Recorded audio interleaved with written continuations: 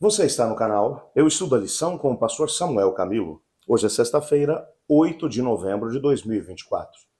E faremos um estudo adicional do nosso tema principal da semana, que foi Mais Testemunhos sobre Jesus. O texto que serviu como base para o nosso estudo foi João capítulo 12, verso 32, que diz: E eu, quando for levantado da terra, atrairei todos a mim. Nós vimos durante essa semana que várias pessoas deram testemunho a respeito de Jesus. Vimos que João Batista, por pelo menos duas vezes, publicamente, testemunhou que Jesus era o Messias. Deus, o Pai, testemunhou que ele era o Messias. Entre a multidão, várias pessoas deram testemunho de que ele era o Messias, creram nele como tal. Até mesmo os guardas do templo, Nicodemos, também deu esse mesmo testemunho. Hoje nós teremos a oportunidade de analisar um texto do livro das Atos das Nações, nas páginas 309 e 310. Primeiro, nós vamos para um texto da página 309, que diz assim: Para quem iremos? Os mestres de Israel eram escravos do formalismo. Os fariseus e os saduceus viviam em contínuas disputas. Deixar Jesus significava associar-se às pessoas que discutiam de forma obstinada ritos e cerimônias e a homens ambiciosos que buscavam a própria glória. Os discípulos haviam encontrado mais paz e alegria desde que tinham aceitado a Cristo do que em toda a vida anterior. Como voltariam para os que haviam desprezado e perseguido os amigos dos pecadores, ou o amigo dos pecadores? Por muito tempo aguardaram o Messias, agora ele viera, e não podiam se afastar da sua presença para ir àqueles que estavam procurando tirar a sua vida, e os tinham perseguido por se tornarem seguidores dele. Esse texto está falando sobre o momento em que Cristo Jesus acabou confrontando os discípulos. Lembram-se, nessa semana estudamos sobre a multiplicação dos pães e dos peixes e o momento em que os discípulos, juntamente com a multidão, queriam fazer de Jesus rei, ainda que à força. Entretanto, Cristo Jesus ordena que eles atravessem o mar da Galileia.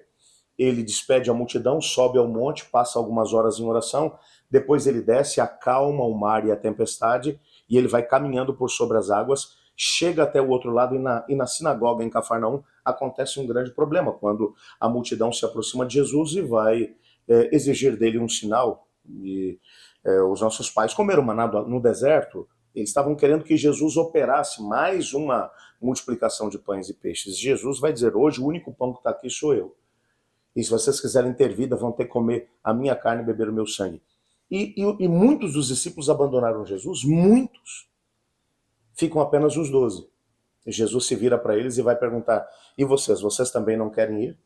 E então é Pedro quem vai dizer: para quem iremos? Para quem iremos? Se só tu possuis as palavras de vida eterna?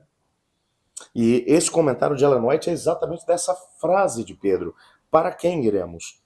Eles voltariam para quem? Para a religião sem sentido, sem significado que os líderes religiosos tinham? Para os saduceus, que viviam apenas pelo poder? Para os fariseus, que amontoavam uma grande quantidade de regras e mais regras, mas que não tinham uma religião viva? Para quem eles voltariam?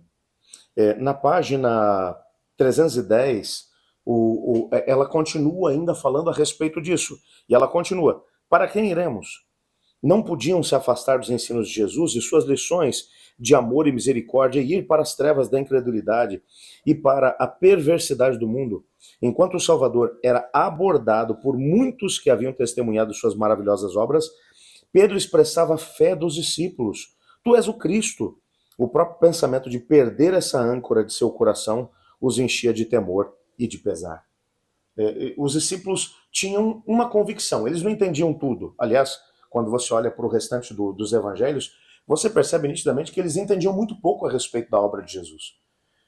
Afinal de contas, quando você chega no capítulo 13, que representa, de João, que representa a quinta-feira à noite, na mesma quinta-feira à noite em que Jesus foi preso, que antes disso tinha tomado a ceia com os discípulos, João vai mencionar que eles ainda estavam discutindo sobre quem deles era o maior, porque eles achavam que no dia seguinte Jesus ia se tornar rei, na Páscoa ele ia se tornar rei. Eles não entendiam muito, mas eles sabiam de uma coisa: as palavras de vida eterna estão com Jesus. É nele que vamos encontrar a salvação, a vida eterna e um significado para a nossa vida. E esse é um aspecto extraordinário a respeito de Jesus. O único capaz de ressignificar a nossa própria existência é Jesus. Nele nós encontramos a razão de viver, nele nós encontramos a nossa razão de existir, nele nós encontramos meios através dos quais nós podemos, de alguma forma, entender que nós não somos um acidente cósmico. Deus tem um plano, um propósito para a nossa vida, e com ele nós podemos sim ser completamente felizes e encontrar um significado enquanto nos unimos a ele em missão. Não se esqueça, quando você estiver com a sua unidade da Escola Sabatina amanhã, de mencionar a importância de alguma forma, trabalhar o conceito da importância de Jesus na nossa vida. De que quando alguém está com Cristo Jesus, ele vai ser um proclamador dessa mensagem. É impossível esconder a crença que temos em Cristo dentro do nosso coração. Foi isso que nós vimos através de Nicodemos, por exemplo, essa semana, que num momento do Sinédrio, quando queriam prender Jesus, ele deu testemunho do próprio Senhor. Quando Cristo entra no nosso coração, nossa boca vai deixar muito claro isso. É impossível alguém que tem Cristo no coração ficar de boca fechada a respeito desse mesmo tema. Eu quero orar com você. Obrigado, Pai, por tua palavra. Obrigado por sabermos que só em Cristo encontramos uma ressignificação da nossa vida.